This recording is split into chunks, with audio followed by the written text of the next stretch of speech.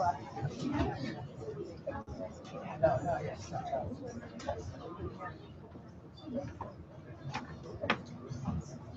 right, everyone, welcome. As you may already be aware, I am not David Souts. I'm Colleen Elstermeyer. I'm the Chief of Staff of Mental Policy. David is at the State House right now giving the keynote address at the Mass League of Community Health Centers Lobby Day. So he will be running back here as soon as possible to join you all. We like to overschedule him as much as possible and send him around, so that's our fault. All right, would like to acknowledge the chairman of our board, Dr. Stuart Altman, who's here with us today. Undersecretary Alice Moore is also joining us shortly. I want to remind you all, the same as the first meeting, we are recording this meeting with visual, so please use the microphones to be able to provide audio to that visual. It's on our HBC YouTube channel. And is also recorded for posterity. So if there's anything that you missed, feel free to check it out on our YouTube channel after today. So as you know, this is our second of 3 meetings with you all as our advisory council on the issue of provider price variation. Today we actually have a really special agenda. We're doing an HPC staff presentation on supply side incentives and APMs. And we have a featured speaker today, Dr. Hoangmai Pham, who's the Chief Innovation Officer at CMMI. So after a brief sort of 15-minute staff presentation, we're gonna kick it over to Dr. Pham. The only other thing I would say is the next meeting of this group is going to be May 19th, and we have Dr. Josh Sharfstein joining us for that meeting. He's from Maryland, former Secretary of HHS down there, which is called the Department of Health Mental Hygiene. So Josh Sharfstein will be with us for the 3rd meeting. So that's it for me. Before we get started, let's just go around one more time. We do have some new faces at the table. Folks, if there's anyone from your organization here as well, feel free to introduce them or have them introduce themselves. All right, let's get started here. Good afternoon, everybody. My name is Katie Barrett. I'm the Policy Director of Accountable Care here at the HBC.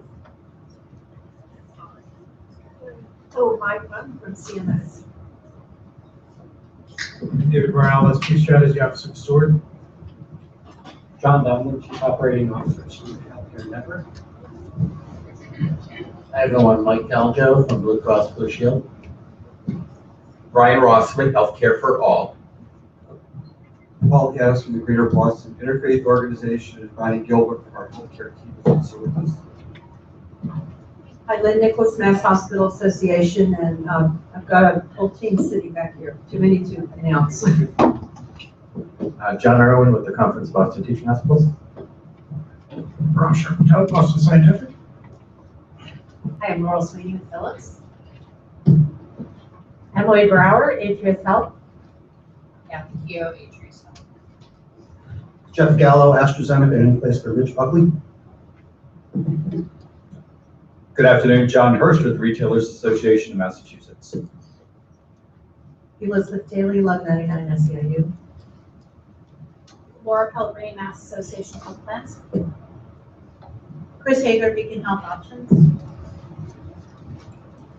Heidi Dreos, Mass League of Community Health Centers. Cheryl Pascucci, I'm nurse practitioner with the CHART team at Bay State Franklin. I'm representing the Mass Coalition of Nurse Practitioners.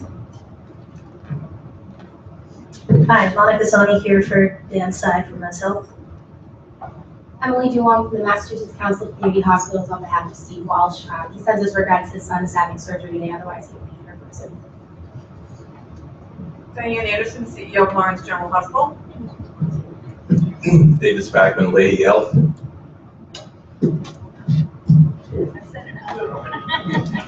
Kate Scarborough Mills, Policy Director for Market Performance at HBC. And Marion Roble, Research Director for the agency. Hi, Stuart Altman, HBC. Great. Well, good afternoon, everyone. Thank you again for being here, and I apologize for my belated arrival.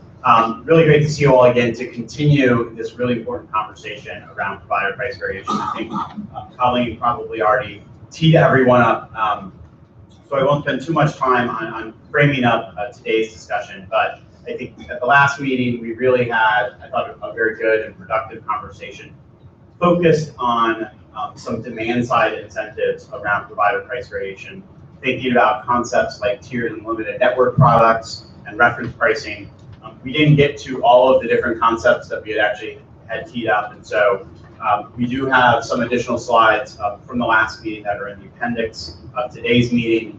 Time permitting, we may revisit those. I'm not optimistic that we will have the time because we really do have another kind of full agenda of topics to talk about today. And I really want to start by thanking Hoangmai Pham for being here today. It is really an honor for us to host her and for her to be a part of this conversation. I think she is absolutely a national expert in thinking about ways that payment structures and models can really incentivize transformation in our healthcare system. And so it's really, really great to have you here to help us have this conversation. And this will be, a little bit more of a technical conversation as we think about the structure of these payments and the different elements to them and how they can be designed and improved to achieve the goals that we're really after.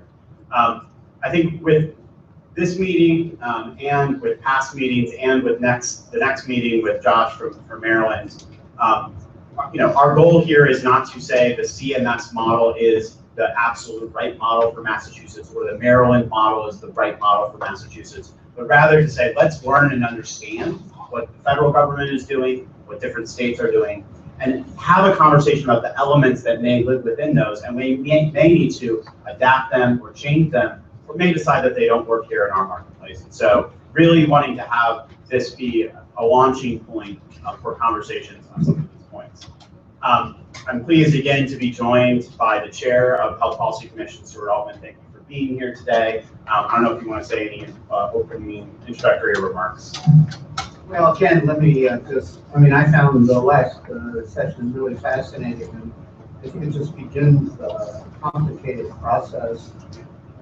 I have the benefit of often representing the collective view around the country, and where we're at in terms of, it's not that this issue does not exist all over the United States, but very few areas understand it the way we do, and almost no state has the kind of information that we have that makes it real.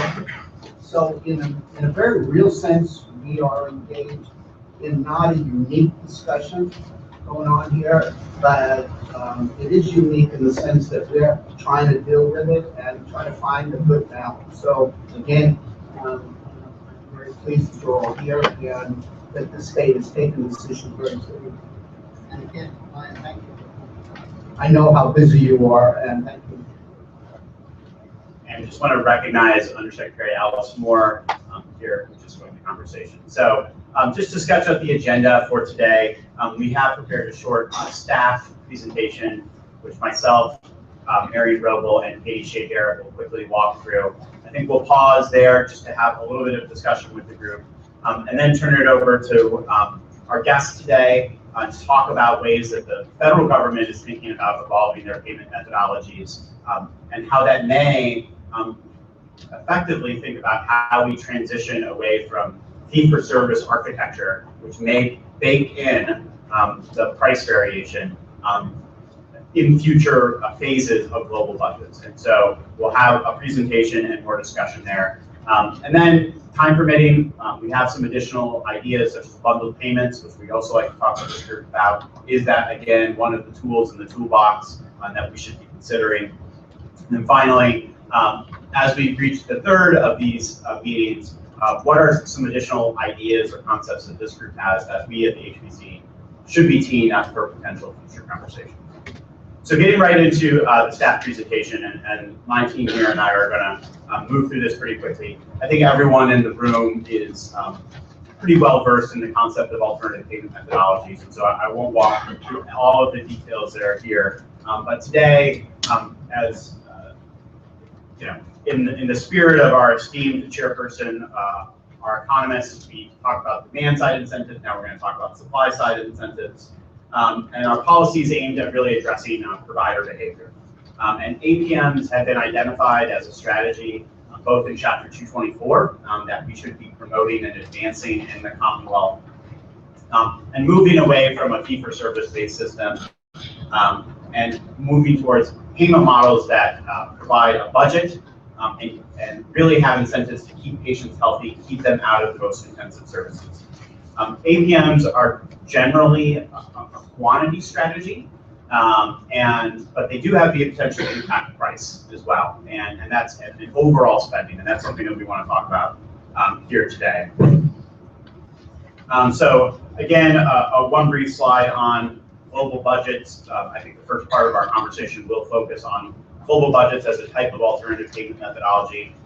Everyone in this room knows that it is the dominant form of APM in Massachusetts. It underlies the Medicare's ACO programs, as well as notably Blue Cross Blue Shield, AQC, and many of the other health plans that have adopted alternative payment methodologies. And you'll see here on the slide just some of the important elements that exist within the traditional global budget payment: a quality score, a methodology for risk adjustment, a budget, and we're going to talk a lot about how a budget is set and what the financial benchmark is, and with the goal of potentially reducing trend and growth over time.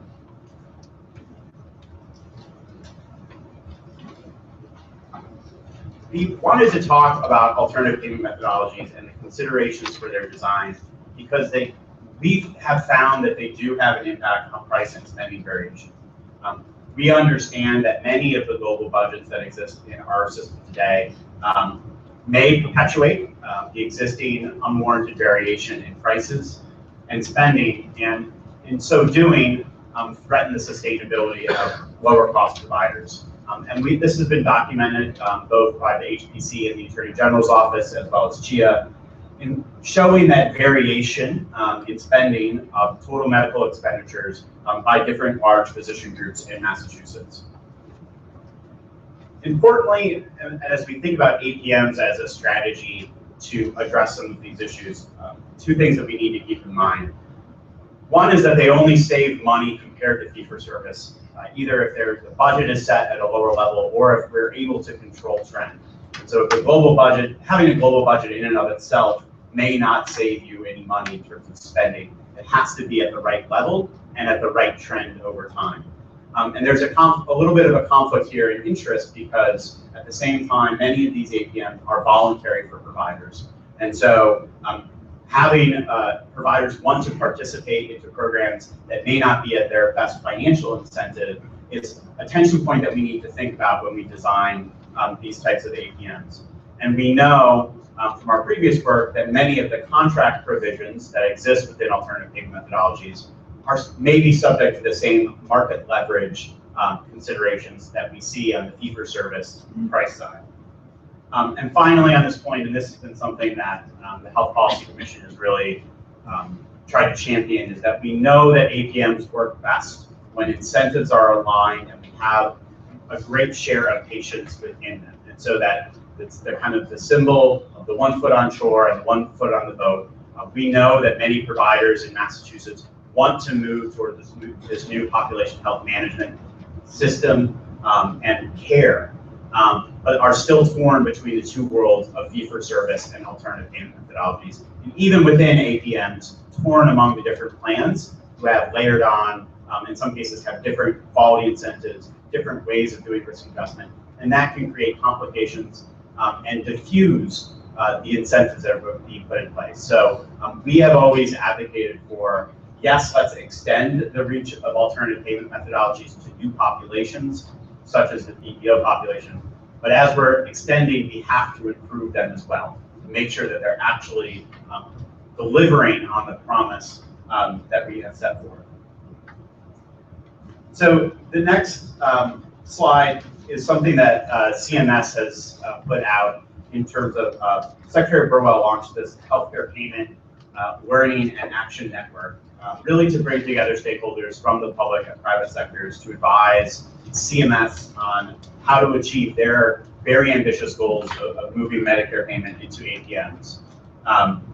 This group developed this framework, and I think it's quite nice, and I wanted to share with you, and I think Mai will talk a little bit more about where she sees Medicare moving along the spectrum.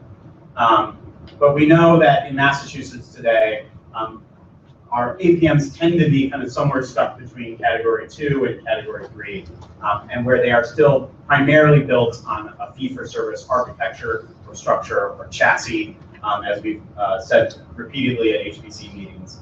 And we want to talk a little bit today about how we would actually think about moving off of that fee-for-service strategy to have more population-based payments. We have just a couple of RC research and cost trend slides to share about the current state of the fair, just to level set for everyone here. All right. Okay. The first thing is just the level of coverage of APMs in our market. APMs cover more than a third, but less than half of all lives in the mass market today. The next point to make, which is on the next slide, is that the APMs in the market right now historically have been concentrated in HMOs where patients actively select a primary care provider, and therefore that primary care provider is in a strong position to take accountability. However, a coalition consisting of Blue Cross Blue Shield as well as 4 major providers have, I believe, over the course of this year, committed to moving APMs into PPO products, which requires more of an attribution methodology, requires a attribution methodology. Yep. Let me just note that the figures are based on, I think, the 2014 cost trends report, and they don't accurately reflect up or down what the current percentage may be in the market today, price today. This is a dated slide. You know, we looked at, for example, the cross column on the second right, PPO members covered by APMs is not 0 today. Yeah, absolutely. Thank you.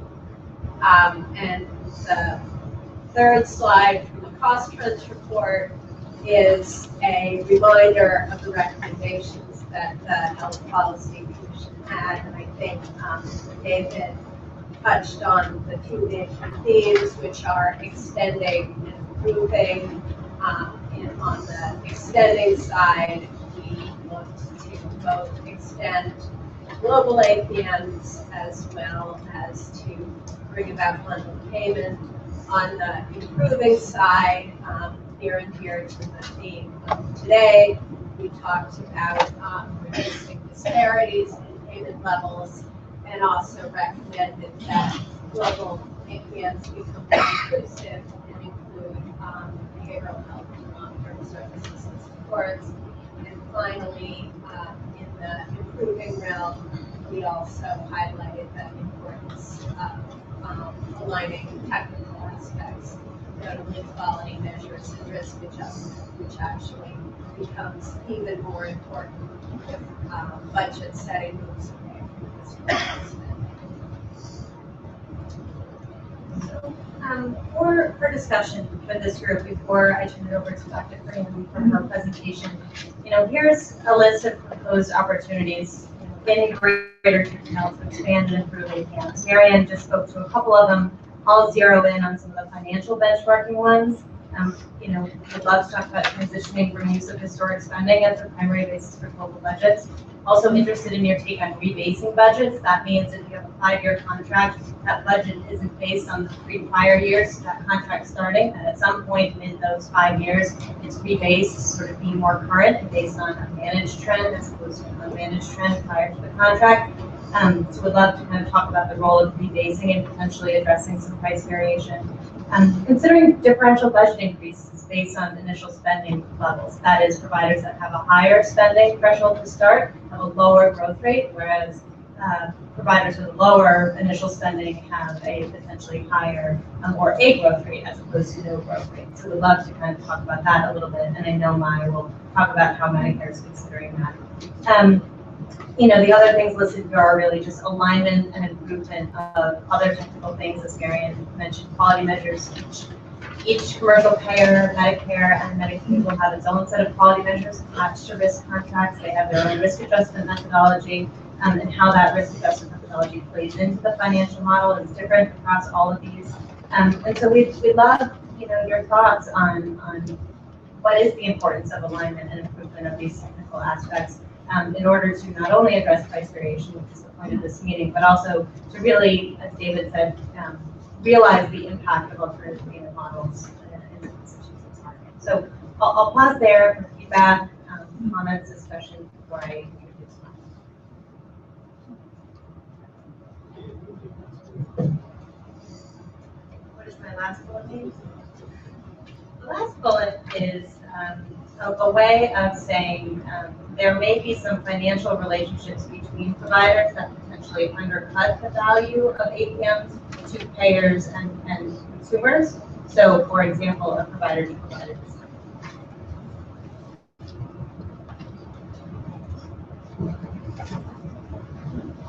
I'll just add an issue that's not here that I think is really important to consumers, but when we talk about this, we tend to say we're moving from fee-for-service to global payment, sometimes signal to consumers that we now change the incentives, including for all the physicians or others that they might encounter under the APM arrangement. And, to make clear, even if a primary care doctor might have a line incentive, but they put in the hands of a specialist who earns his or her keep by doing fee-for-service, in some ways you've done a disservice to the patient by saying, well, you move to an ACO arrangement now, implying that everybody's incentive is aligned with that. So I don't have an easy solution other than I think somehow we need to be able to communicate with people that is necessary.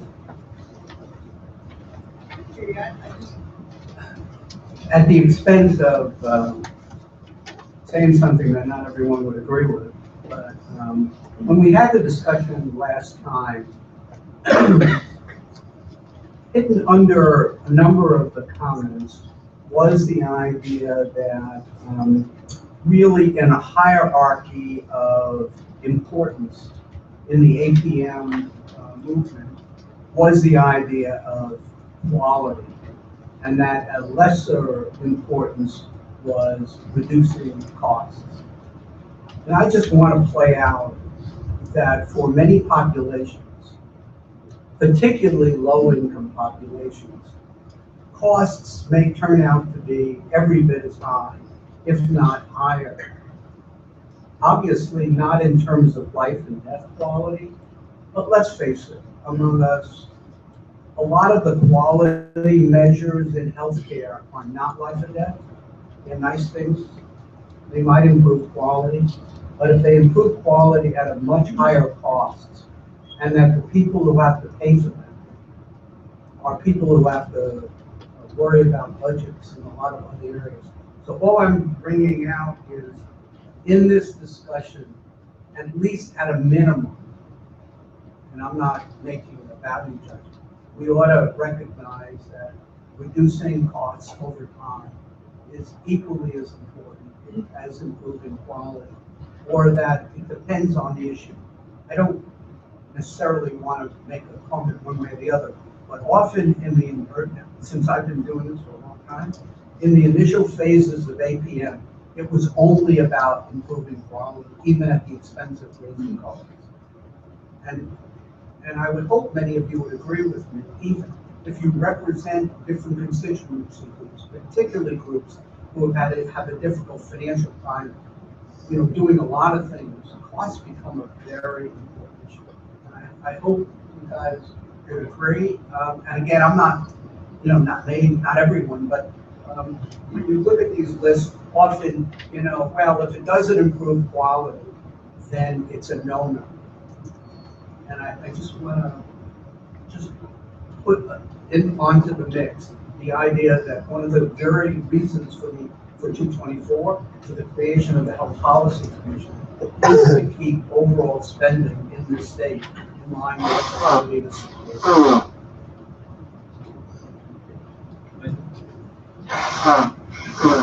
One thing that I would suggest we consider for the opportunities to improve and expand, and you listed behavioral health as an important goal from the 2015 cost trends report, but it's missing from the specific mention of things to improve upon. So I think we should articulate that very clearly because so much of the cost issue is tied to that, as we know. And then just a vote for the socioeconomic factors. I think that is an area of learning and inquiry that is not well articulated and not used as effectively as it could be, and could make a big difference in some of the disparities in many of our providers. So to answer two questions, Stuart's question, yes, we obviously all want to be here to make care more affordable for the community, so cost is very important.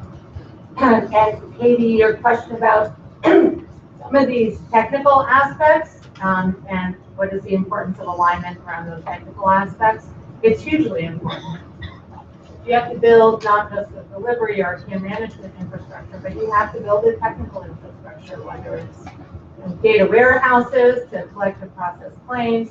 Once you're accountable for the total cost of care, a lot of it is in the technical, your investment in the technical aspect. So alignment there, yes, it's much more affordable for a system to build their own data warehouse, if they're getting claims kind of the same general way. If quality measurement and reporting is much easier to do if we're measuring the same kinds of measures in the same kinds of way. So I didn't want to just miss that, because to build the kind of infrastructure that you need to manage to be accountable for total cost of care, anything around alignment helps make that more affordable for the delivery system. And we hear that all the time. Other systems say to us, well, you can do it at Atrius Health because most of your dollars are in total cost of care or a global budget. But we'll never get there because the delta between what we have today and what we have to build, we can't do that if we're not doing it one way. You can only do it if you can do it one way. I want to second Lynn's comment about integrating behavioral health and the socioeconomic factors in risk adjustment. Two other things that we may want to consider putting on the list. One is integration of oral health, which is a huge leap from where we are now, but we're learning more and more about how connected oral health is to overall health. And if our issue is total cost of care, then oral health ought to be part of the mix. And then the other thing is, building links to community resources to keep people healthy in the first place. And again, if our main concern is the total cost of care, we need to figure out how these APMs can support all kinds of community activities like what the Prevention Trust Fund is doing to keep people healthy in the first place and decreases the need for medical care in the first place.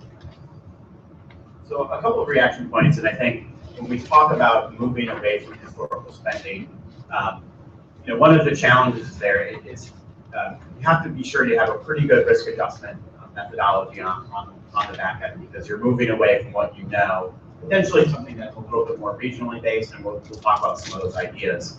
And so being able to think about what are the unmeasured complications within certain populations that may occur, thinking about socioeconomic today that's not currently being captured, or other aspects, how will we need to improve how we think about risk adjustment if we are going to be able to move away from historical spending.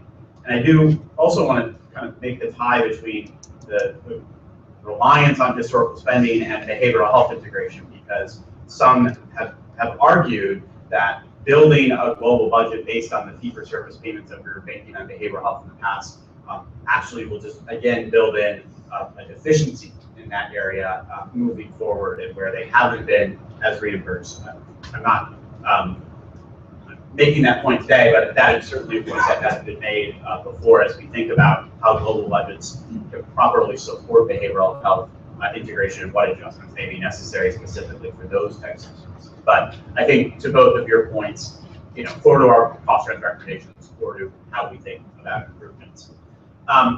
I guess I want to, not to put people on the spot here, and she can defer if she wants, but Diane, I wonder, part of why we're having this conversation, is informed by the community hospital study and thinking about the future sustainability of our lower price hospitals. And so I guess I'd be interested in your reflection about how you see alternate payment methodologies helping or not, as you think about kind of what is the financial sustainable future for Lawrence General?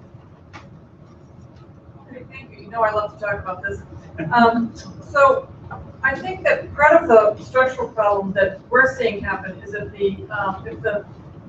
if the payments are based on historical payments, and in our example, we have very, very low TME, so that it's not a sustainable level to be able to put in the kinds of infrastructure that was just mentioned as far as managing care beyond the walls of the hospital, care managers and the like, all the things that are needed both for the medical management as well as the infrastructure required.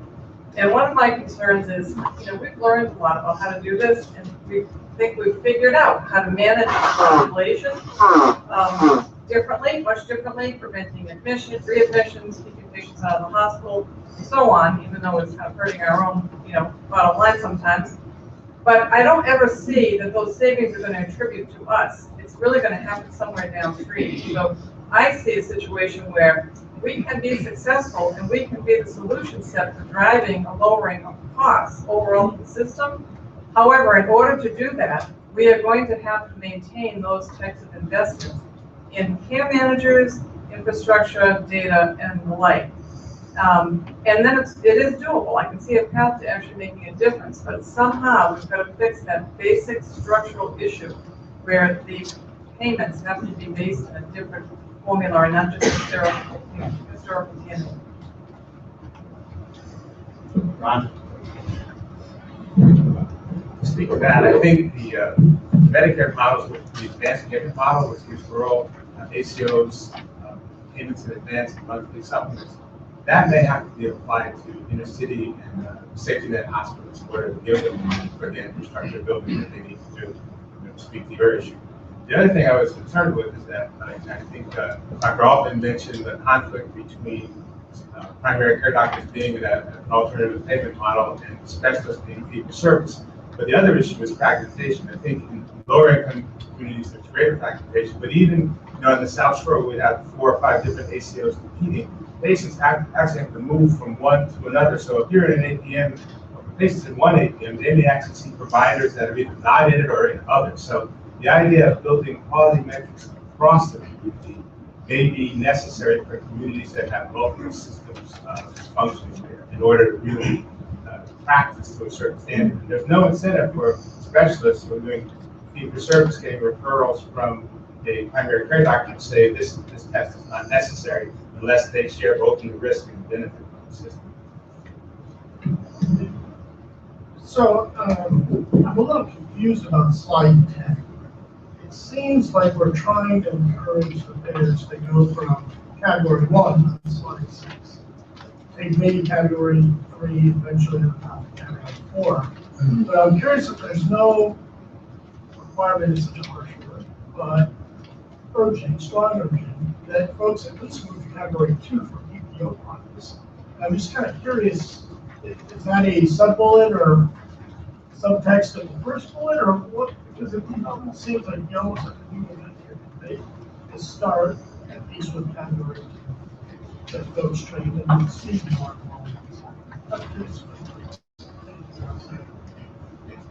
That makes sense? So, I mean, I think it's all of the above, I guess. I mean,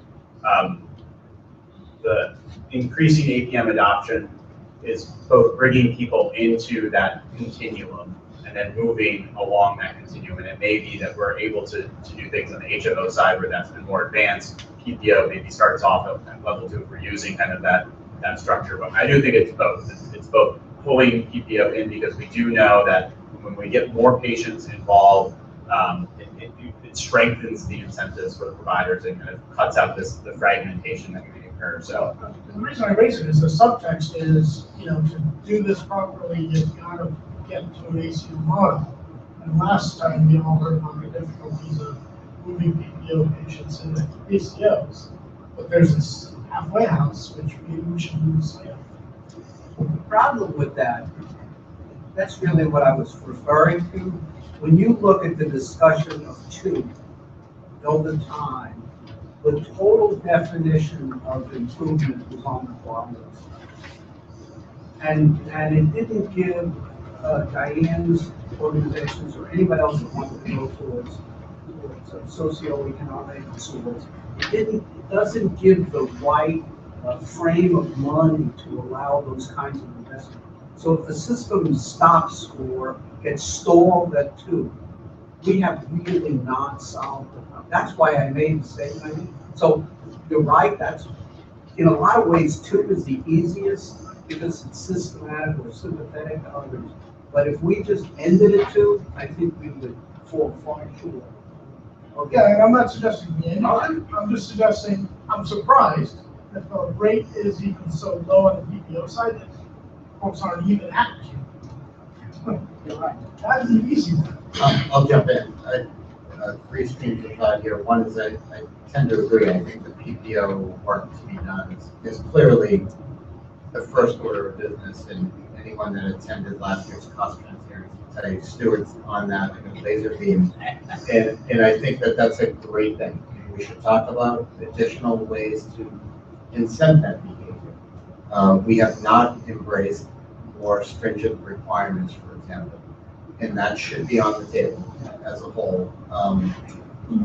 Number 2, I think that the conversation around total medical expenses and incenting prudent investment is a really important one. It's also a really difficult one, probably not one we're going to solve today, but we'll have to have involved conversations because,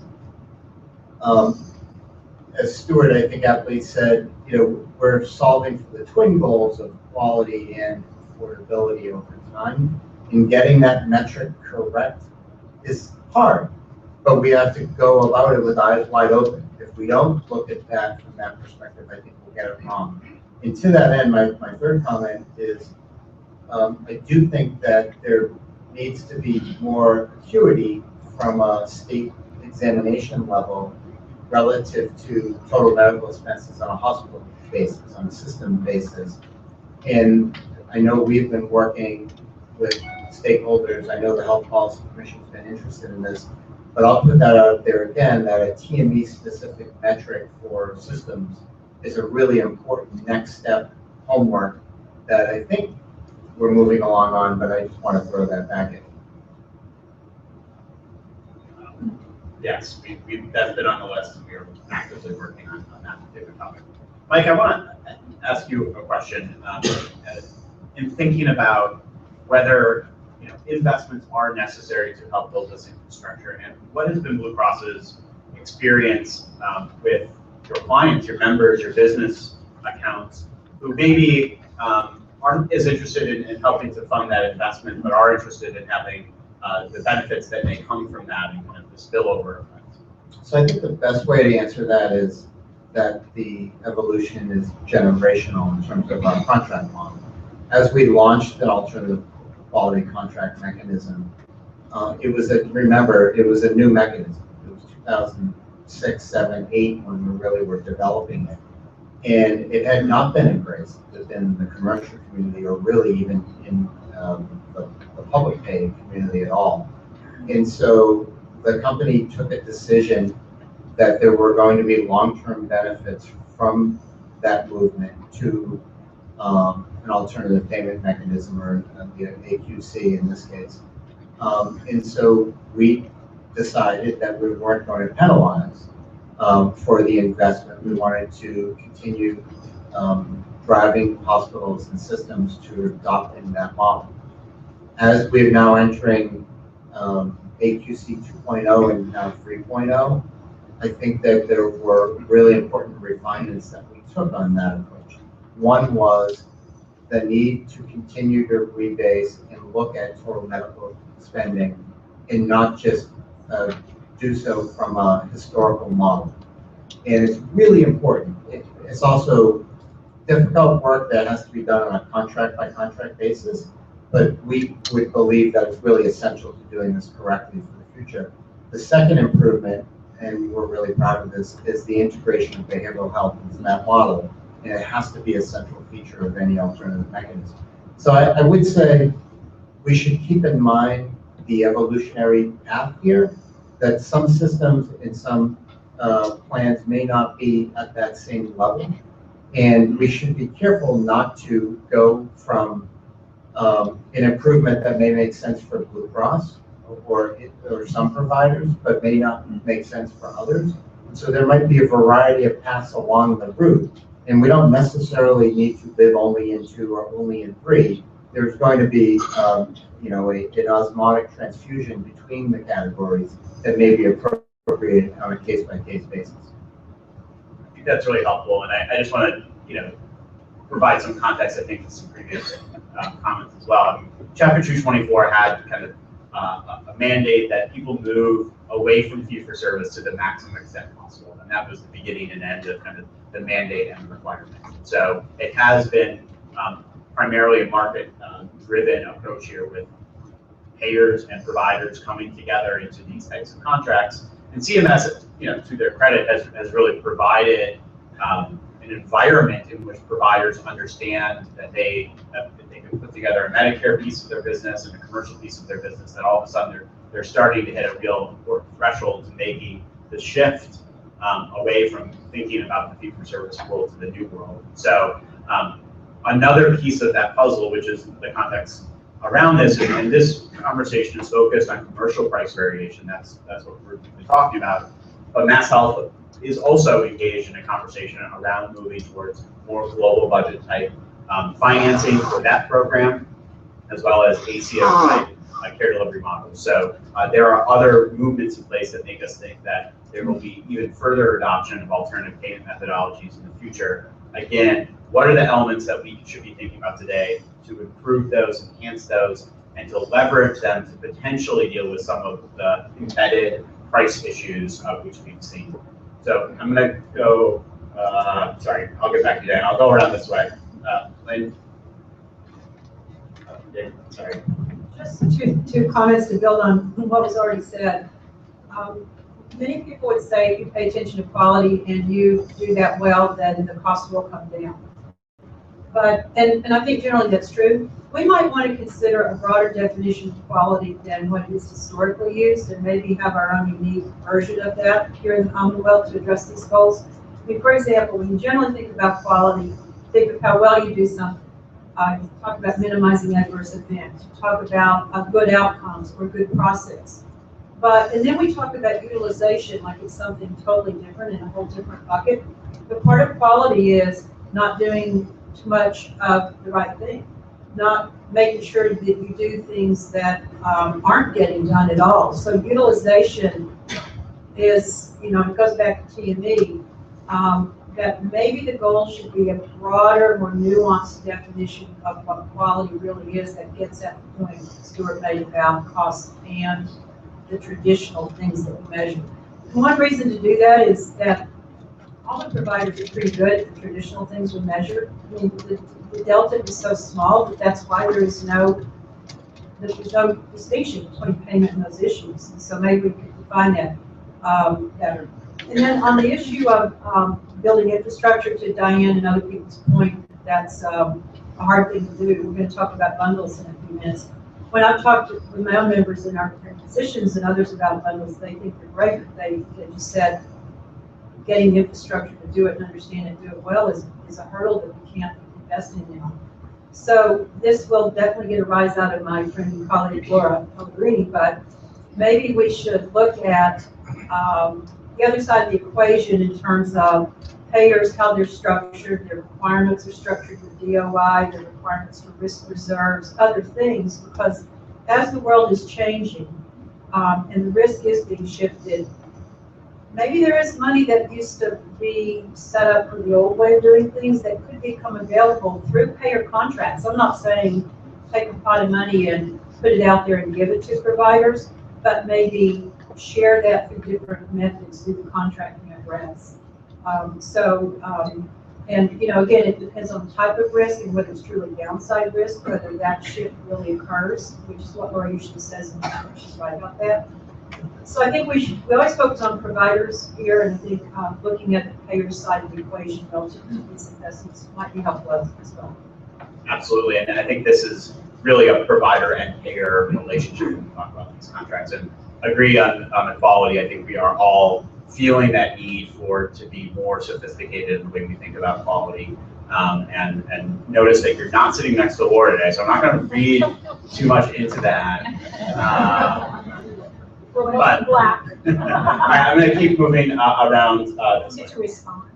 I just wanted to add a comment to the upfront investment comment that you made, because it's one thing to shift your payer system, your payer payment methodologies to incent providers to do things differently, but there's a fundamental thing that you have to change the way you're delivering care, and that requires new processes and technologies, particularly for certain populations, and I think that's where we have to, for high-cost populations, patients with multiple chronic conditions, the programs where we've been most successful with providers, it's been a very big upfront investment because they really have to fundamentally change the entire way they're delivering care, their staffing, their processes, their technology. And so somewhere that needs to be recognized and not necessarily look at the short-term cost savings, but what are you going to save over the long term, in particular in 3 to 5 years. We're seeing huge reductions in admissions, costs, and complications, all kinds of things. But it takes time and investment to do that. Thank you. Walking around, Laura, did you want to? Sure. So the first point, you sort of made it for me, at least with my plans, not many providers are taking substantial downside risk in my carriers. So, reserves are there for a reason. I think we're going to talk about reserves, honestly. Many of the hospitals are well reserved, and we could be having that discussion as well. I was going to save my comments for the end, but since you opened it up, I think that, we've talked a lot. We can continue to talk about APMs. I think the data continues to show that we can have folks that are being paid globally. It's not really, there's still many more high-cost providers. So, to coin a phrase used by former Attorney General Martha Copley, global payments, and I should say alternative payments, aren't the panacea to address our cost issue. And I think we're going to talk about this later, but it's going to be fundamental to fix the structure before we start really moving aggressively around alternative payment methods. And I know we're going to have those conversations, but I think it's already been proven in the data that we are moving to alternative payment methods. We're embedding the disparity that already exists. And that really goes down to bargaining power of providers versus the plans. So I definitely wanted to make that point. I also want to talk about meeting providers where they are. I think for the HBC, we've done terrific work looking at the various consolidations and affiliations that are taking place. But I think we drive a message of APMs, global payments. I think that does lead to a lot of small providers saying, I can't do this on my own.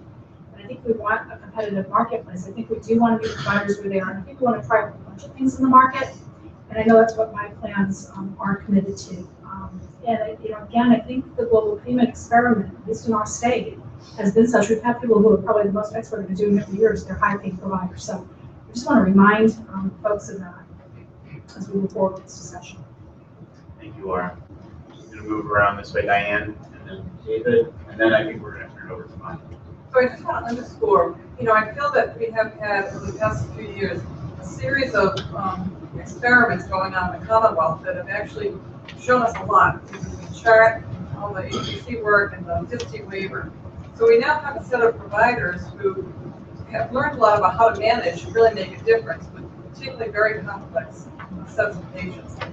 Then you take a rate disparity issue and you couple it with a historical TME on top of it, and then try to deal with these incredibly complex patients. You've heard about many of our case studies.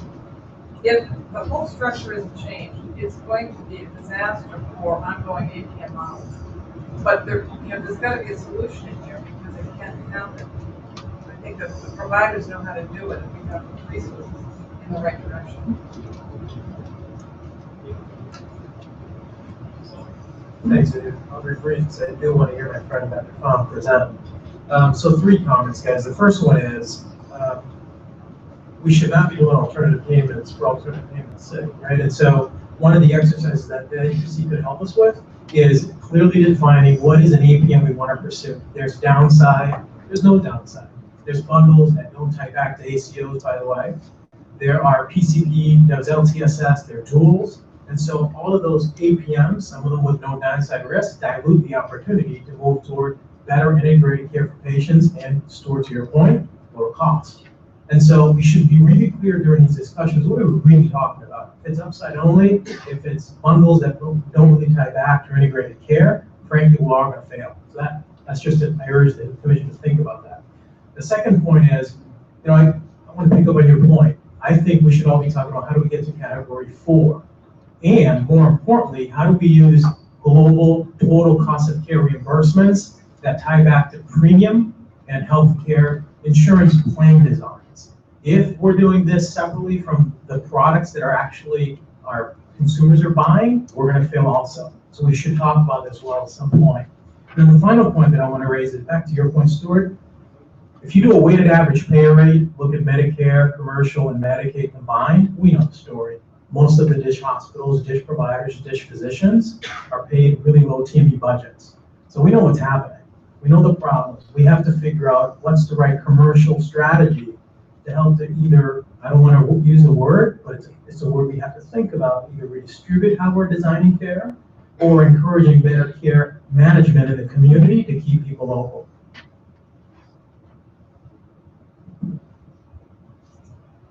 Thank you. So I'm going to turn it over to Mai. Dr. Pham is a general internist, and she's the Chief Innovation Officer at the CMS Innovation Center, or CMMI, where she has responsibility for overseeing the implementation of MACRA, a new favorite federal acronym, Medicare and CHIP Reauthorization Act, and strategic and operational planning for the whole CMMI.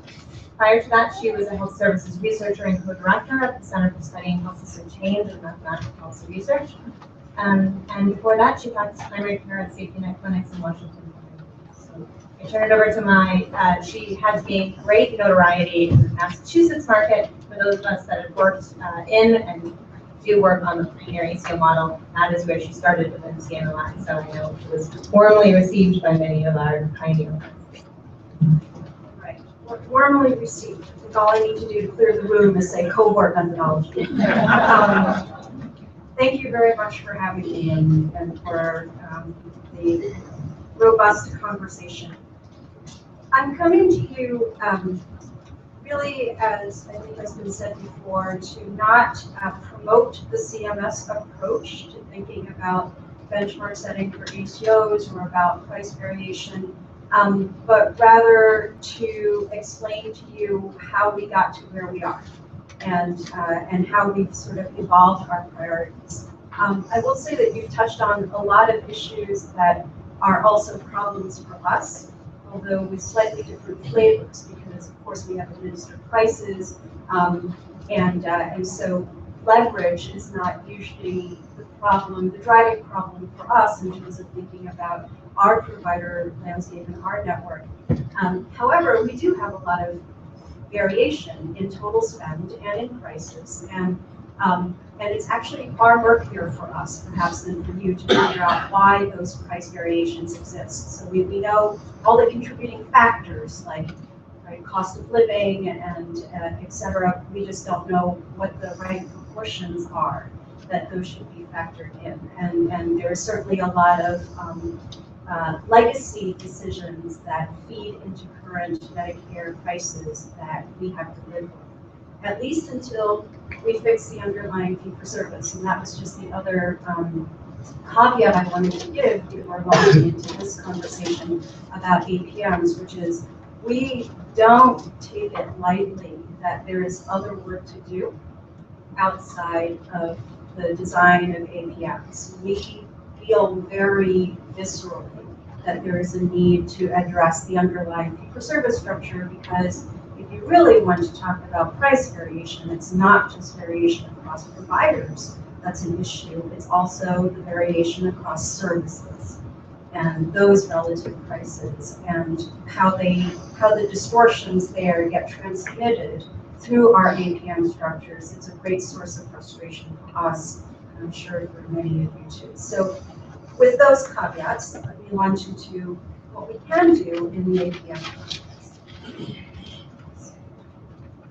So the land has been mentioned before. As many of you know, this is a now multi-thousand entity collaboration that we formed with private and public sector partners. It is a learning collaborative. that has some specific goals, certainly to promote delivery system reform, and to do that largely through attempts at alignment of our technical approaches, of the messages that we emit, and also in cajoling one another with peer pressure to move in the right direction. The LAN is set up with several work groups, as well as the guiding committee. One of those work groups is the one on population-based payment models. This is code for models that address whole populations, and for the most part, total cost of care. So I would think of them in lay terms, more layish terms, as primary care models and ACO type of models. So not condition specific or episode specific. That's a different work group. And the PVP work group, which I represent CMS on, has set several priority areas to address in terms of this alignment work, of figuring out, what some guiding principles should be, what the issues are, and what the general direction is that these multiple payers and providers and consumers think the market should move in. These include patient attribution, financial benchmarking, data sharing, and performance measurement. And among these two first, we're now working on data sharing and performance measurement, but we tackled attribution and financial benchmarking first. So I'm going to focus on that benchmarking one. And Mike Chernew, by the way, from Harvard, was sort of the technical facilitator and lead on this work, so just wanted to give a shout out to him. We first discussed a number of guiding principles. And this is really, the philosophy of being, not just how we would like the world to be, but how we think the world is as well, or what we think is possible and doable. The purpose of benchmarks, principle one, the purpose of benchmarks and PVP models is to enable accountability, to compare performance across sites and over time, and to establish a target that fairly rewards high performers. Transparency is a very important principle that providers should know ahead of time what they are walking into in a PVP agreement.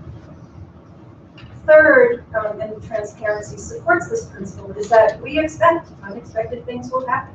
And because they are unexpected, you will not have anticipated them in the way that you design your methodologies. You should leave yourselves open, both parties, to revisiting those methodologies if necessary. And you can only do that in an environment of mutual trust. If you really believe that that you're working for the same goal, you will make the adjustments necessary to account for things like Hurricane Sandy, which wiped out a series of comprehensive primary care medical home practices for months on end. So why financial benchmarking? Because it leads these models toward, we believe, higher value care.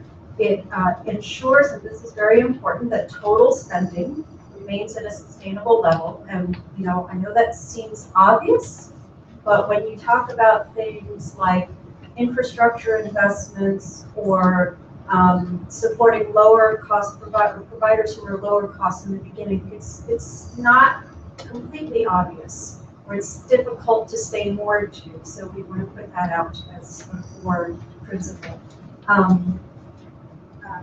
To compare performance across provider organizations, to identify optimal spending levels.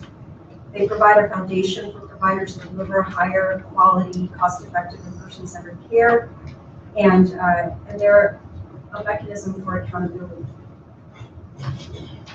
So we also walked into this exercise with several key assumptions. One of those that others here have already touched upon is that for the foreseeable future, these models are likely to be voluntary. Now that's great from many perspectives, because it gives people a chance to adapt at a pace that makes sense for their community and their organization. It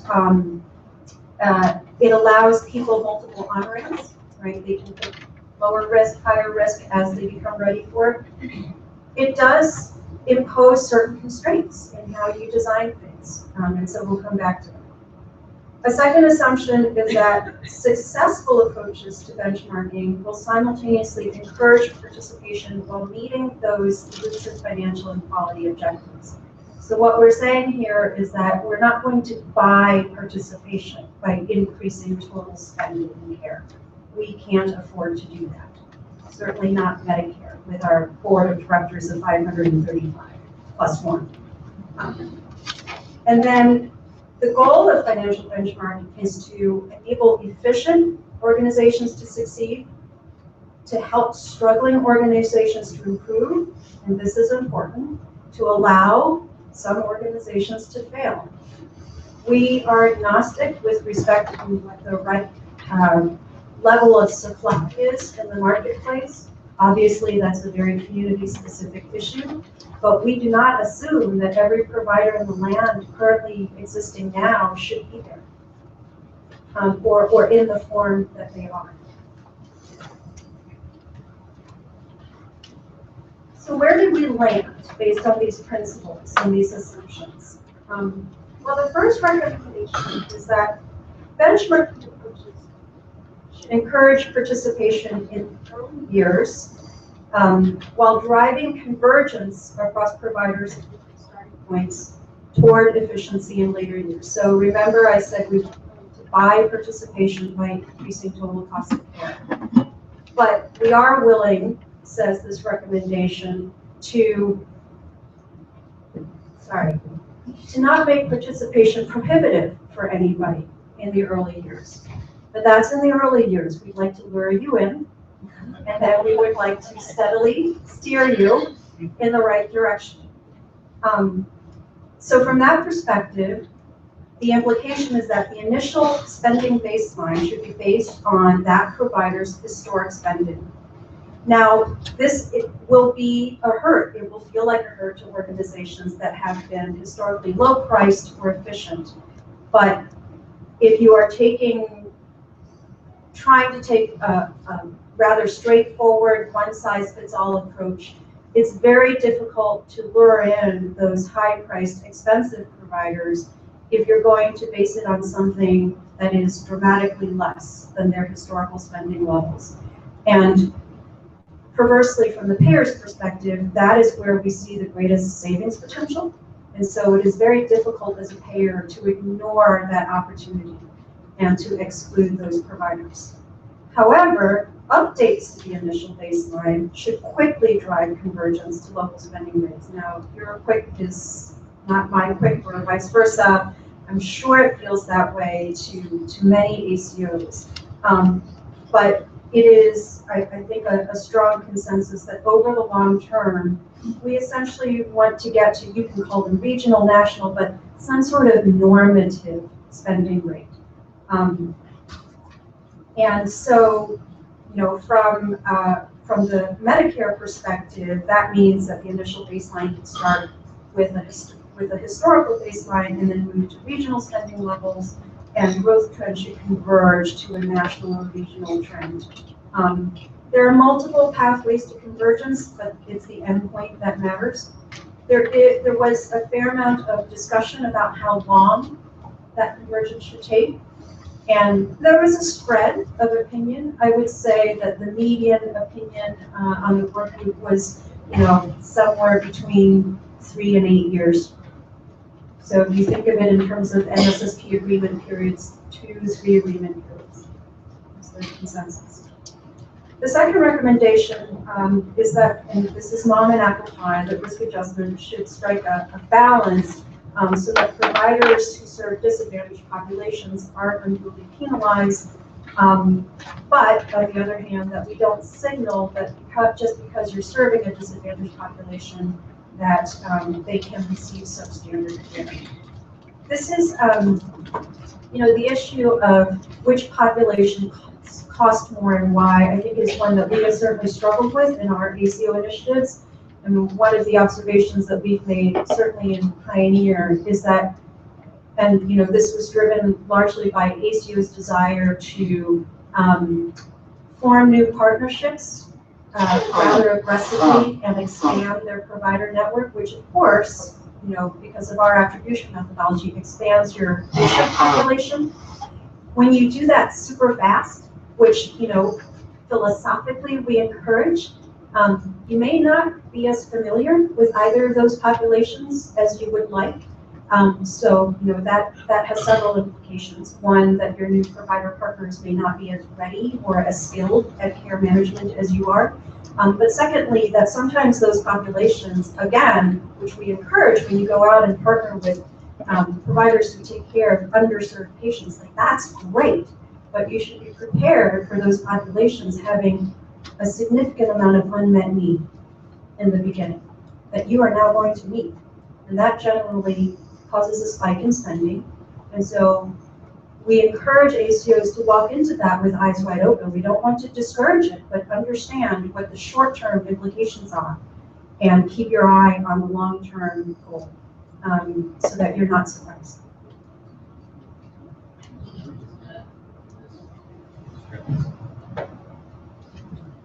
This goes to a point I think that you're going to reach this, but the need to have data acuity and conversations back and forth between payer and provider is really key to helping unveil some of these emerging issues quicker, so that you're not left, 3 months or 6 months or a year down the line seeing something emerging. And I know that's one of the foundational principles of your recommendations, but that just creates this conflict. Totally agree. I think that we and providers are often caught off guard. You have to ask the question in order to look for it in the data too. We, as you are pretty dissatisfied with the state of the art in risk adjustment, but the tools being what they are, we at least recommend prospective risk adjustment rather than concurrent risk adjustment, so that you're not confounding your risk adjustment with utilization during the performance period. And then lastly, risk adjustment should not, neither risk adjustment nor the structure of the models themselves should disrupt care for high-need populations. And we are constantly revisiting the issue of potentially adjusting for SES or stratifying methodologies for SES. It's never a comfortable place to be, because I think that patient advocates often rightly say you don't also want to signal a lower standard is acceptable for those populations. But we would also like to think that we have other tools in our toolkit to assist and support those providers, as I've been mentioned before, about direct capital assistance or other ways of making the work easier for them given their populations. So I want to move from the land recommendations to just a few slides on methodologies and the next generation ACO model and the proposed rebasing methodology for the Medicare Shared Savings Program. I am probably the least knowledgeable about these methodologies on my team, so this will have limited wonkiness. But I wanted to walk you through them for some high-level principles and to show you that we believe they are concordant with the land recommendations, and they're moving in the right direction, although we don't feel like we've gotten to the end game yet. I'm sorry, and if you're going to touch on this, you can hold off. But I'm very troubled, that's too strong a term, but you made as your first assumption the idea of voluntarism. And I would hope that as you move in the future, that goes away, or you can succeed over time. And I understand why you did it politically, but the most important change in policy at Medicare in terms of payment was not voluntary, that worked, global DOT system.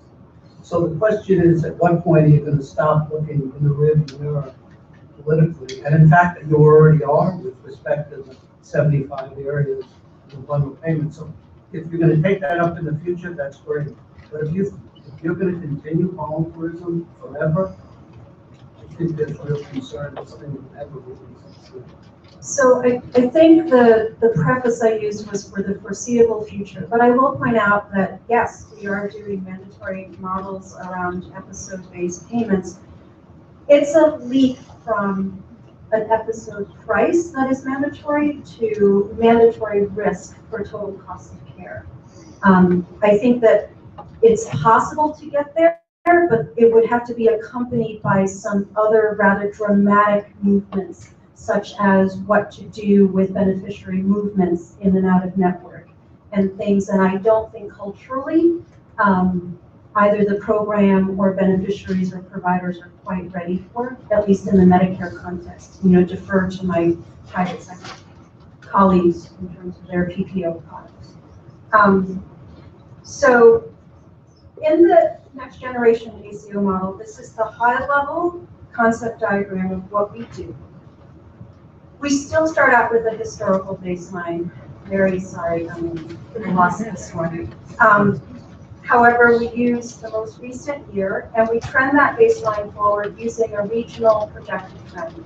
Now, we've used a regional trend in the Pioneer model. This wasn't a significant change for us, but not every ACO initiative does that. And we felt like it was only fair to update historical baselines that way. We then applied risk adjustment, and then, and this is, want to be really clear about that. The benchmark is not done after risk adjustment. It is not that there is a benchmark at that point and then a discounted benchmark. The benchmark isn't complete until we have accounted for quality, regional efficiency, and organizational efficiency. Then there is a benchmark. And those things, those three final adjustments, we refer to as the discount, but it is really about using them as a pricing mechanism to reflect our policy priorities.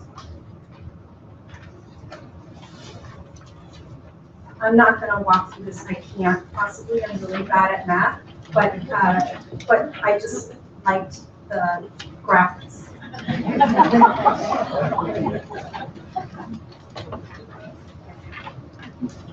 So in terms of the projected trend, what we do here is that we look at different Medicare eligibility categories.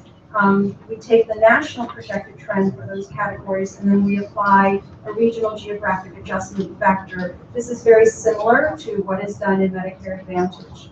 And then the trend is defined as simply the difference between 2 points in time, the baseline period and the performance period.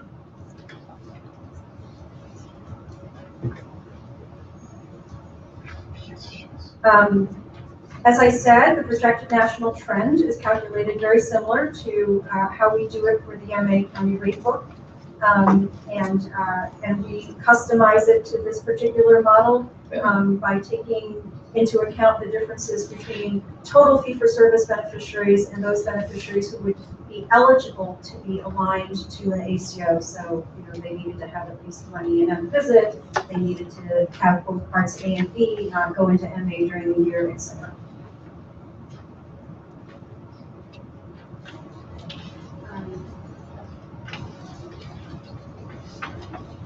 And then we project the national fee-for-service expenditure trend going forward. You know what? I would like to just skip, if you don't mind. You're welcome to read any of these details and we can talk about them. But I think that I don't want to lose sight of the overall themes here. I want to go to this next one, which is, you know, as I said, we use this national trend, but then we adjust for the regional geographic adjustment factor. And what is that?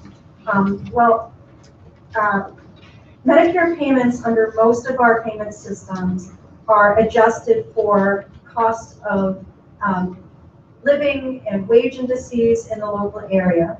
And you are very familiar with some of these, the area wage index, the GIPSY for providers for practice costs. The purpose of the GAF trend adjustment is to prevent the benchmark from being unfairly high or low because of differences in regional variations in prices. And that is driven by the underlying fee-for-service structure. So it's an estimate of the difference between the base year geographic adjustment factors and the performance year geographic adjustment factors. Again, I'm going to skip over some details there. And then just to touch a little bit on risk adjustment, it is concurrent risk adjustment, sorry, not concurrent, prospective risk adjustment, which means that we use the previous year's risk scores and then update them as we get final data in. We use the HCC system, which we recognize is not ideal, but is one that we're very familiar with and has a lot of benchmarks that we can use for comparison. And then average risk scores for the ACO will be renormalized such that to the national population, such that the average risk score nationally is 1. And we do that to remove gross distortions from year to year. We do impose a cap on the growth in risk scores for NGACOs. We understand that that is a sore point because there is not a cap in MA, but this cap was selected based on observational data from the physician group practice demonstration and pioneer ACOs as well, and sort of what the natural growth in risk scores was in the absence of incentive to grow them. So we feel like we're on decently firm ground there. And then in terms of the discount, there are 3 key policy-driven factors that we wanted to consider. One was the ACO's quality performance. That's very important to us to directly link quality performance to your financial opportunities. The second is regional efficiency, which is how efficient that organization is relative to other providers in that market. And then national efficiency, which is a measure of how efficient that region is relative to other regions in Medicare fee-for-service. Each of these factors has a range through which it can affect the overall adjustment to the benchmark. And so you see here that the quality and efficiency discount for an NGACO can vary from 0.5 to 4.5%. I don't have the graph to show you because I was not allowed to show you, but we do look at the spread. Yeah. Why 3%? Why not 2 or 4 or 5? I'm sorry, what? Because we looked at what natural growth and risk scores looked like during. Oh, the standard discount. Why 3? Sorry, where? Why 31? Oh, that was based on truly actuarially where we had to be at a minimum to see any savings for Medicare. Here. Below that, it was not measurable, and our actuaries got very unhappy.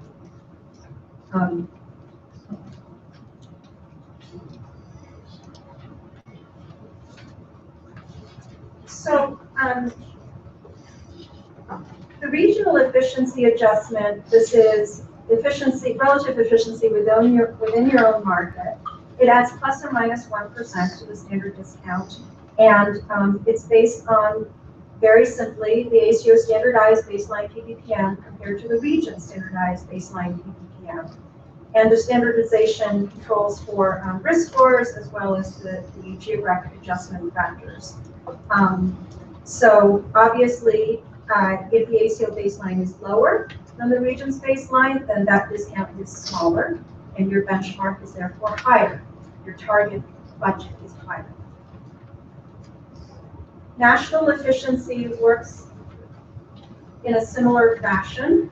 It's based on the ACO standardized baseline PPM compared to the national standardized baseline PPM for beneficiaries that look like ACO beneficiaries. And so if the regions, if the ACO's baseline is lower than the national baseline, then the ACO will have a smaller discount and a higher target.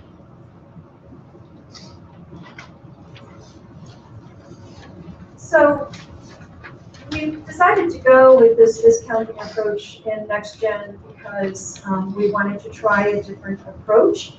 And we only committed to it for the first 3 years of the model. Why? Because usually after a 3-year cycle, the actuaries get nervous and they want you to rebase the program participants. And we were really not ready to go there, and so we hung back waiting for the land report to come out. And we would like very much to avoid rebasing, not least because many of those providers have been with us through several agreement periods now, and they've already been rebased. Just walking into the model, they were rebased. Instead, what we wanted to do was leave open the possibility that we would come up with a different methodology for years 4 and 5 that would bring us even closer to that convergence toward some sort of normative trend, normative budget. We don't know what that will look like yet. There's active brainstorming going on. I am sure that teams will engage NGACOs in those conversations, but the goal is to dramatically move toward that convergence. And there, lots of things are on the table. I would say everything is on the table. From something that looks more MSSP-like to something that takes account of how much savings you've generated already, and anything in between. So that brings us to the Medicare Shared Savings Program, which, as you know, had put out a proposed rule and hopefully soon a final rule on changes to the benchmarking methodology for ACOs in their second agreement period and thereafter. And I want to flip to this table, which I think just summarizes it all. So in the current methodology, the ACO's historical baseline years expenditures are updated using a national trend. In the proposed changes, that will be done using a regional trend, similar to how it's done in NGACO. In the current methodology, there is no adjustment for regional fee-for-service spending or trends. In the proposed methodology, in an ACO second agreement period, the baseline will be comprised of 65% of what that ACO's baseline would have been based on its historical spending, and 35% what the region's baseline would be. So it's a hybrid, and then that ratio flips in the third agreement period so that there's a heavier weighting of regional spending for the baseline calculation rather than the ACO's own historical spending. No, no, I believe, I don't want to misspeak. I want to say that it's MSA. So it's fairly tight. It's a fairly tight area, yes. So moving from 0 to 35 to 70 is, some people would say that's a pretty good clip in terms of moving toward convergence. In the current methodology, there is no adjustment to the benchmark for there is adjustment to the benchmark for savings in the prior agreement period, and in the proposed rule, we do away with that because we believe that it's subsumed in this regional mix in the baseline. And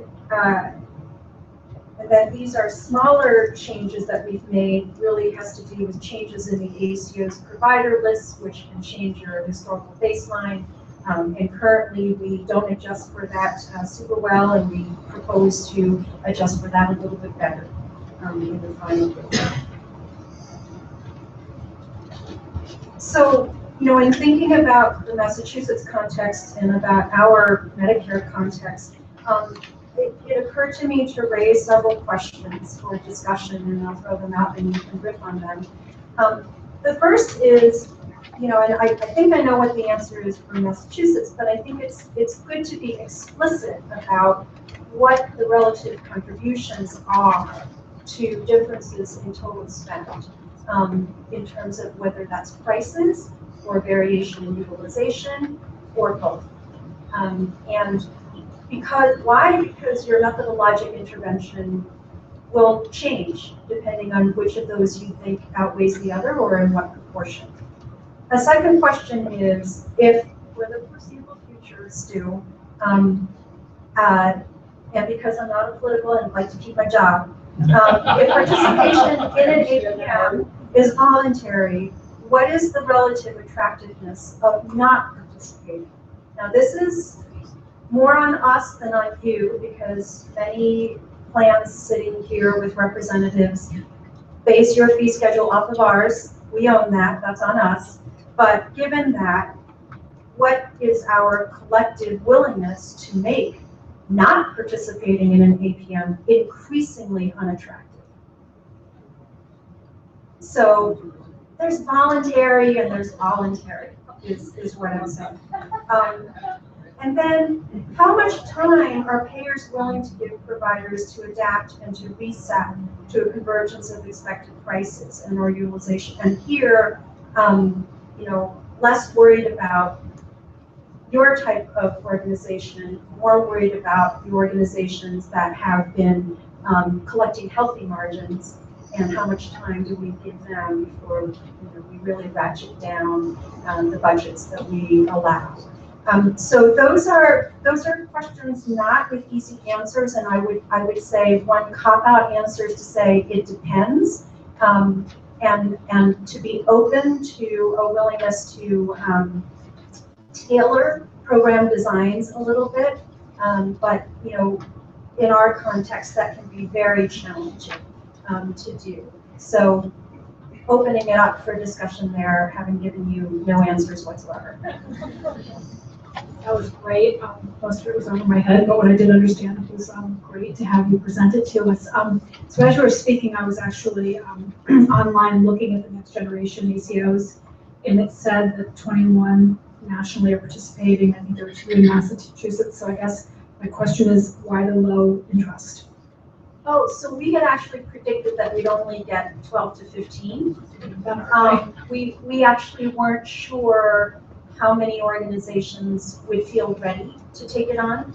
And this is only the first round of applications, so there's another round this year for ACOs to begin next year. So our hope is to have, you know, a substantial second cohort start. But you know, the short answer is it's full risk. You start out as shared savings, but you go to full risk, and it's essentially it's a national PPO population, because you think you're in a market, but here you're going to get people who come home from Florida, right, on occasion. So it's a challenging enough model that we just weren't sure. So we have high PPO penetration in Massachusetts, but I think it says something to provider readiness when I look at those numbers. I have a question in terms of, you touched on this a little bit. How do you see the pathway in terms of timeline and what your definition of convergence is? What's the end state goal in terms of reducing variation? And bringing it back to sort of the central topic for today, as you see that path happening, what's the end state for, what does convergence mean to you? So I don't get to decide that by myself. I have my own ideas. But I think that you can think of it in a number of ways. You can think, you're not asking about the speed, you're asking about what it looks like. I'm more interested in what it looks like at the end. I'm also interested in your allocation of speed, because it has bearing on our discussion. Sure. So you know, I think it could look like a range of things. It could look like, what can we afford? It can look like, what do we think is manageable for providers for this X length of time, and then this X length of time, and then, you know, what can we afford? Eventually, you're going to end up at a what can we afford question that cannot be unlinked from a what do we want to achieve clinically question. So something like that. I think that it would be wrong for people to think of it in terms of a defined benefit. This is, this is really, because the answer to that question of what can we afford might vary from year to year, for example. It may be driven by factors that you decide a priori, like, should we see this happen in the population, we will account for it by increasing our total budget thusly, that type of thing. Those are some But possibilities. going in, you don't have a model that you see as the end state in terms of a percentage difference between high and low, or Oh, price, I see what you mean. or services, or TME. What is your end state goal for Yeah. bandwidth? I don't think we have worked that out, and it is more complicated for us than for you, because we have, in addition to national variation as opposed to within market variation, we have a bunch of policy-driven pricing decisions that have already been made that we would need to revisit and decide explicitly whether we want to undo or not. And so, I don't think we know that yet. What I can say is that one tension we're struggling with is, as you move toward convergence, how much weight do you want to put on how hard has the provider worked to date, right? So you can't just snap your fingers and say, okay, country, everybody is at convergence tomorrow, because some people started 10 years ago and some people started last week. And so the pricing changes, the budget changes will feel very different to them and will potentially have very different effects on their populations if you don't take into account how much work they've done already. So there's a tension there that we haven't yet figured out, but we're at least aware that we need to figure that out. So, well, I don't want to take it away from the others, so, but try to, I don't want you to lose your job. But our job is different than yours, so I'm glad you put these questions. So the question is, we're grappling with an issue of significant price variation within our state, with significant TME payments within our state, with the fact that our community hospital systems are in serious financial shape because they feel they're not being paid. So here's the reason why I brought up the volunteerism is not, I understand very well that the Affordable Care Act gave the Innovation Center authority within a voluntary system. But my statement still holds. Over time, that is not a sustainable model. But put that aside. But it becomes very important in this state, in this issue, for two reasons. If we're going to make changes in that distribution, and the people on the top choose not to play, it goes away. The other thing that happens is this issue about using individual hospitals' own spending. I understand perfectly well why Medicare wants to do that. But if you do that in this state, where the lowest spending states are the one in the most trouble, because they're being again, the system does not. So I'm not asking you to talk about federal. What we're trying to grapple with is, can we use an alternative payment approach to begin to narrow this price and to get more money into the lower spending, the lower cost areas? To do that, we have to do some things that are different than what Medicare is doing. So in no way is saying that what you're not doing is not perfect. We're all right from where you are, but the way I read what you're doing, it is not going to be that helpful for us. So the question becomes, and that's why your questions are great. The two issues that are, for me, and maybe others will jump in, if we're going to use this model to narrow those spending differentials, we have to take account of these three areas. Clearly, risk adjustment becomes big. Second, what's volunteerism mean? Third, if you go to allow individual institutions to play against themselves, the ones that are at the bottom are already squealing and they want more. But if you go towards a regional one, all of a sudden, the incentives completely flip around, where the ones on the bottom will clearly come up, but the ones on the top don't want to play. And so if you try to combine the two, I don't want to keep going on, but if we're going to take this and help us, we have to make some changes. And what is your advice, if you wouldn't mind, without saying anything about it? Well, you know, you could think about an asymmetric approach. You could think about an approach where one end of the convergence moves more quickly than the other end. As long as there is that intermediate long-term commitment to get to goal, right? Because you can't bring up the lower price providers forever without movement on the other end. So, I'm really glad you skipped over the math parts, but I think what we really want to know, and maybe this isn't knowable yet, is like what the impact is of all this math. So for the 2 participants in Massachusetts, can you just, is there a rough estimate of the per member per beneficiary? Last year versus next year? How much is the savings? How much are the extra?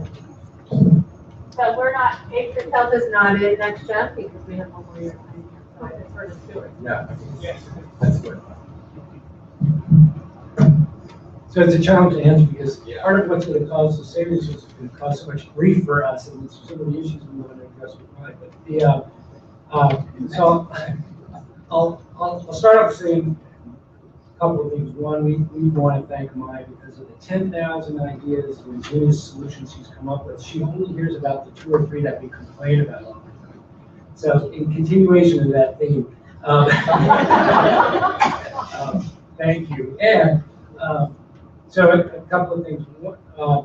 One is our big challenge is if the model is designed to serve all communities, including predominantly underserved communities, engagement in the underserved communities often will create a spike in trend. It also creates a spike in health status. And we would say the cap in the health status artificially limits our ability to engage in underserved communities.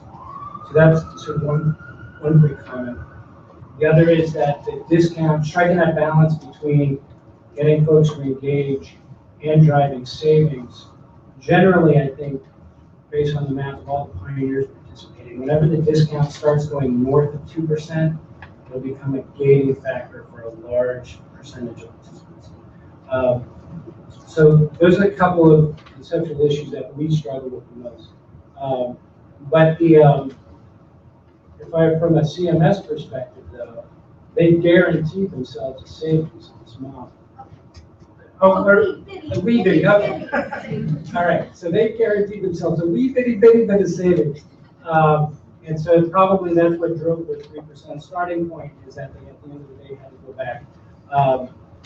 And so for those, and so for us, that'll, it'll lower TME. It's designed, the model's designed by definition to create some savings. If the next gen ACO doesn't create it, they got to get out fast. And so that's the struggle, but the design is successful for us. Brian, let me answer your question directly. Next gen ACO, I would say it's too early to tell what our performance is going to look like. It's way too early. It's been only 3.5 months. To your question though about the Pioneer ACO experience, we have at least for Stuart, I can't speak for anyone else who remember your channels here, for partners. We saw significant savings for both Medicare and Stuart. There were 2 challenges though that we were able to discover for both commercial and Medicaid. One, because we don't have the patient engagement tools to create further care management, both savings and clinical improvement opportunities. We continue to advocate for that. That's a very important tool, but it led to my comment about plan design matters. We have to be able to engage patients. And then second, we're able to also see good savings on the Medicare side that we can't necessarily extrapolate all the way to the commercial or especially to Medicaid. And so we believe the ACO model under a total cost of care reimbursement for the provider makes sense, but we haven't been able to see that fully yet on the commercial side today.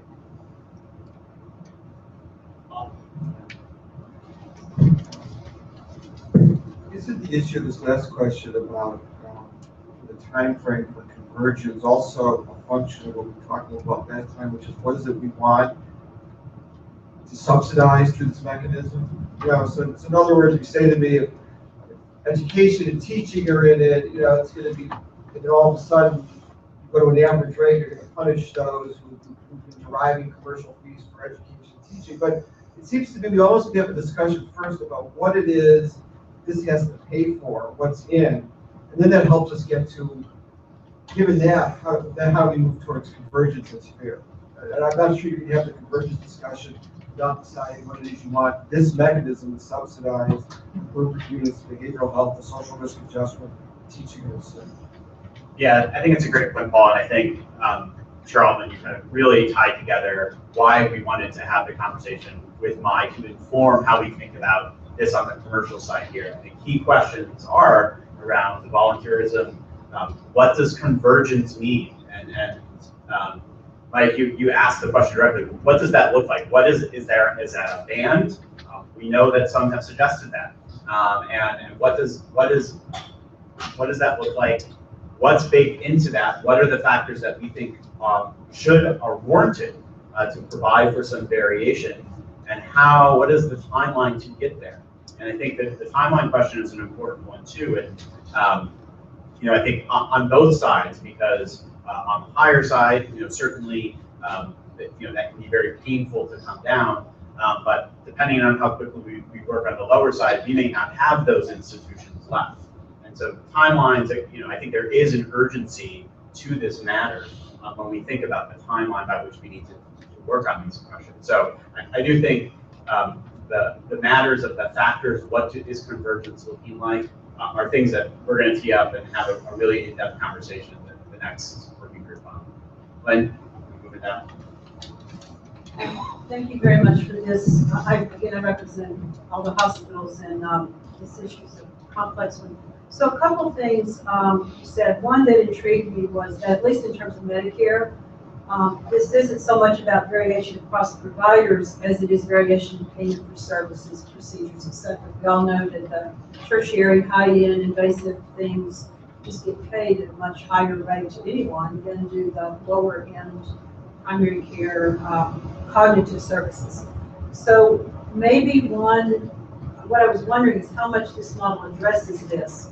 If over time there was more rationalization of that, such that those things that get paid inordinately well for got paid less so, and more was invested in the other things that all types of hospitals do, especially community hospitals do, it would both help with the TME issue, because, and one of the biggest issues, not the only one, because price variation doesn't exist, we've documented that, but the AMCs and teaching hospitals in general, I'm looking at national data too, they all do so much better in every other state, primarily because they do so much more of that stuff that gets disproportionately well paid for.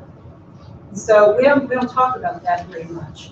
And that's an evolution of that issue versus taking away the status quo. So I don't know if that, under a model like this, we really, to the population health, if those things begin to adjust themselves out of necessity. So but in Pioneer and Next Gen, we include Miami initiatives in all expenditure calculations.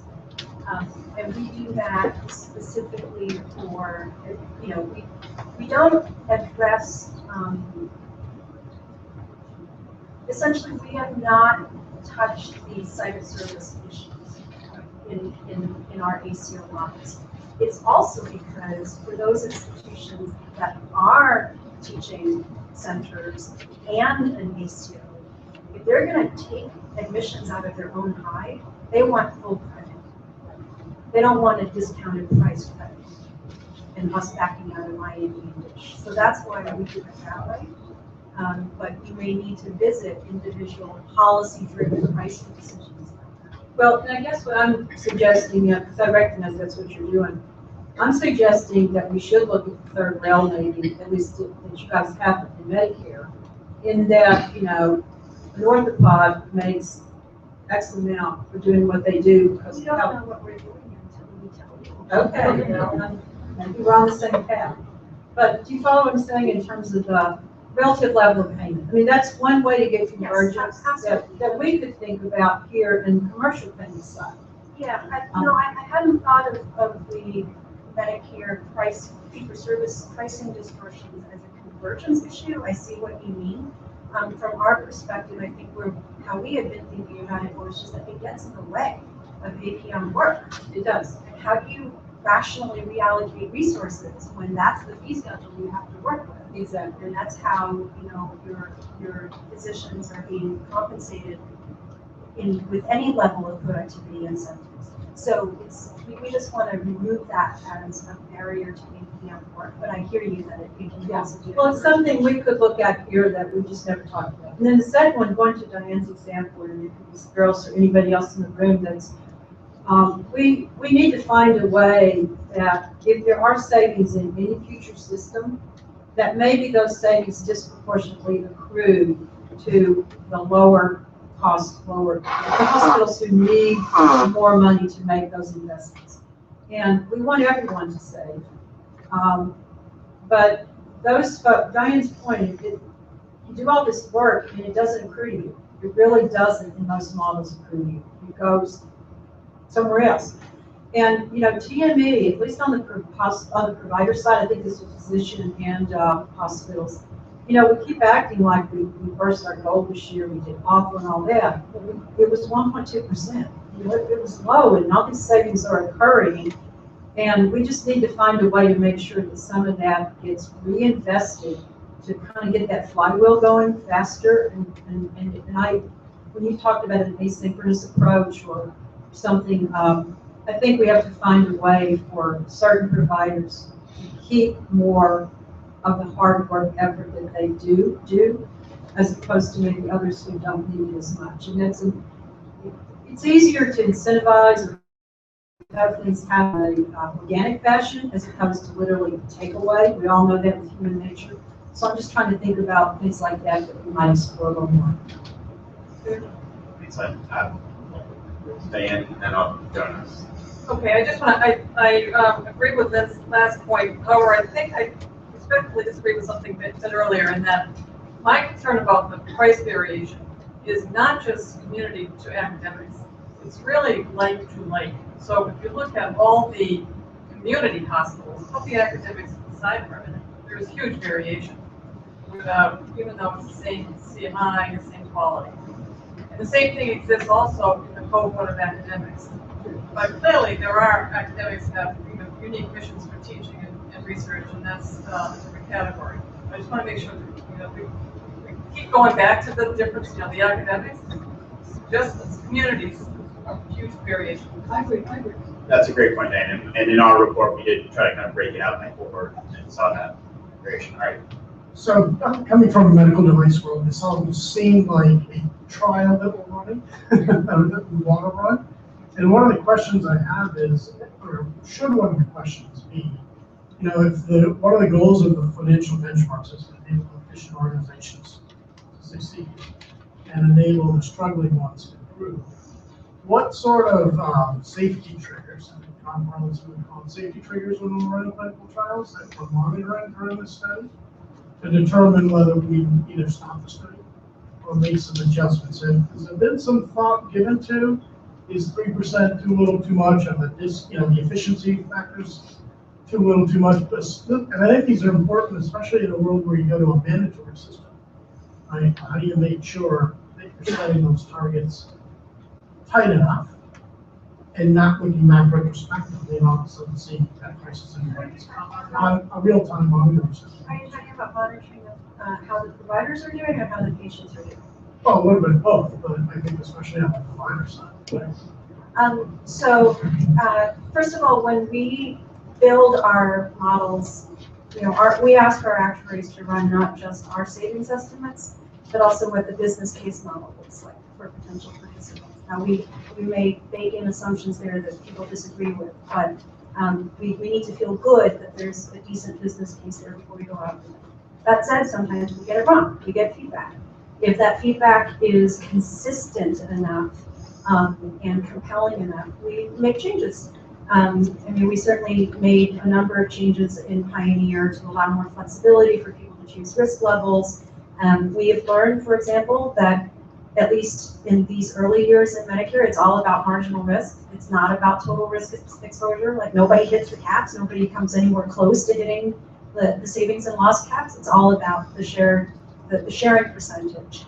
And we've moved that to full risk. So we will see, you know, it's sort of a constant feedback loop, looking at how they tell us they're doing and what our financial calculations look like. But are you doing that in the course of the middle of the agreement? Oh, yeah. You are. Quarterly. So you, okay. Yeah. So one thing I wanted to raise, which is something we've seen most interestingly in our Medicare ACO experience, is that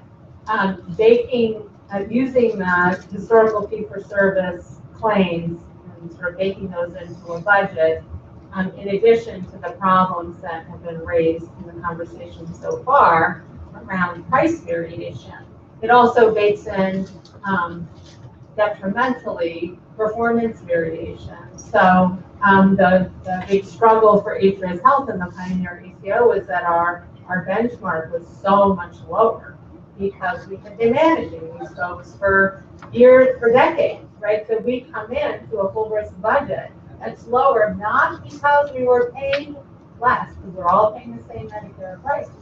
We're talking about as much as 40% lower. So this isn't like 5% or 2%.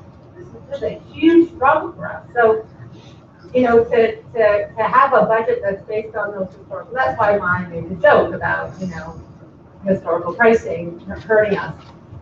So some changes that were made in Pioneer that have helped.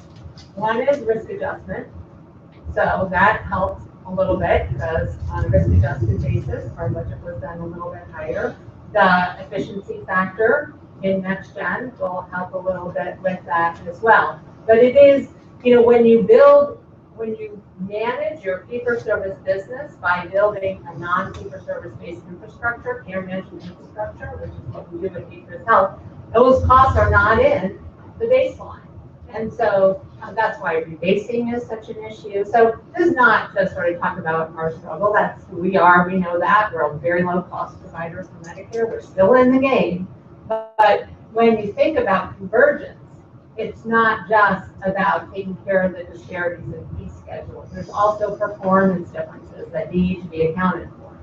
Yeah, I think that's why the first question, Emily. So, you know, convergence is actually much more likely to mean convergence in utilization in the Medicare context than convergence in price. Right. I mean, there'll be some price component, but not like it is for messages. Right.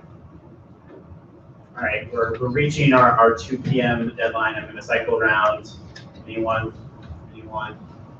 All right, see no, David, take us home. I'm sorry. No, just to add to the conversation, you know, two things we should think about. So we've made tremendous progress. We should learn from these things. It's not that this stuff is hard. This is actually very feasible and doable. We should learn from what we've done in the ACO, Pioneer, now Next Gen.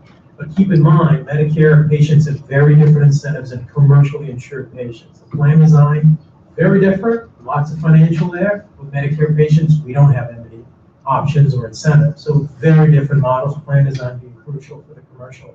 And then the second point is, there are things we can do now, David, right? On the commercial side, one of the things that you guys voted on a year or two ago with yours and Stuart's leadership was indexing the cost, the statewide benchmark to the median. That's a conversation we should also have as part of this group.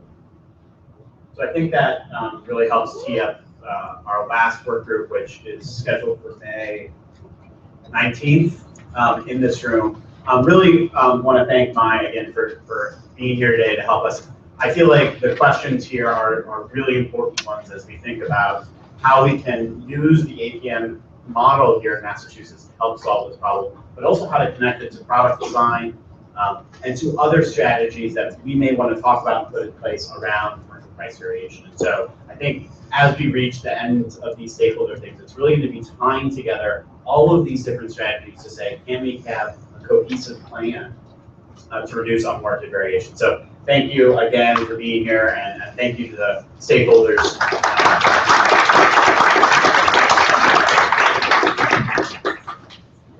great day.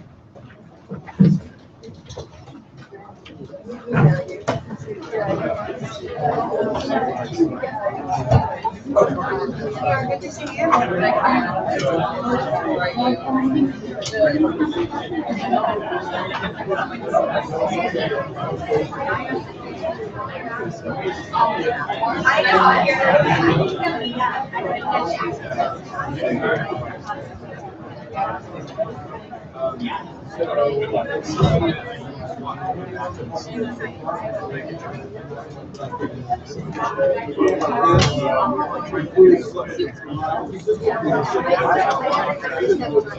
you.